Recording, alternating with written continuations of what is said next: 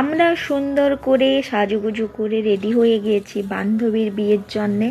তো আমরা বিকেল 5টা থেকে শুরু করেছি সাজগোজ করা, তাও এখন 7:30 বেজে গেল। যেহেতু মেয়ে মানে বুঝতেই পারছেন একটু তো সাজগোজ করতে টাইম লাগে। আর দুজন যেহেতু সেজেছি, আমি আর শম্পা দুজন একসঙ্গে সাজছিলাম, তার জন্য হয়ে গেছে লেট। আর ওখান থেকে সবাই কল করছে তাড়াতাড়ি আসার জন্যে, আর তারা সন্ধ্যে 6টা থেকেই উপস্থিত বান্ধবীর বিয়ের জন্যে।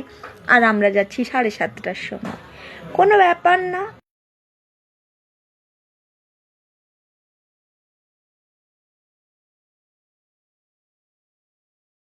এইটা আমাদের সেই বিয়ে বাড়ির লোক। আমাকে বলতে দিল না। শম্পার আজকে দুটো বিয়ে। সম্পার দুটো বিয়ে। শম্পার আজকে পড়েছে দুটো বিয়ে। এইটা বল, সম্পার আজকে দুটো বিয়ে।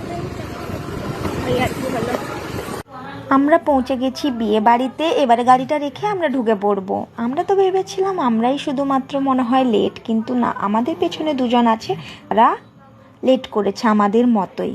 তো আমরা এখন ঢুকে পড়ি, তারপরে ঢুকে দেখাই সেখানে কি কি হচ্ছে। তো আমি তো এক্সাইটেড ছিলাম, আমার সব বন্ধু বান্ধবীদের সঙ্গে অনেক দিন পরে দেখা হবে, কারণ দেখা হলে বেশ একটা জমিয়ে আড্ডা গল্প চলতেই থাকে। তো এই জিনিসগুলো একটা ভালো লাগে, অনেক দিন পরে দেখা হয়, তো তাই জন্য বেশ সবাই একটু গল্প আড্ডা করি। তো এই যে এখন সব বন্ধু বান্ধবীরা সবাই আমরা ঢুকে পড়লাম। তারপরে দেখি এখানে কিছু জন এসে বসেই আছে সন্ধে 6টা থেকে, আর আমরা এখন ঢুকছি। যাই হোক, তারা একটু রেগেও গেছিলো, বকছি।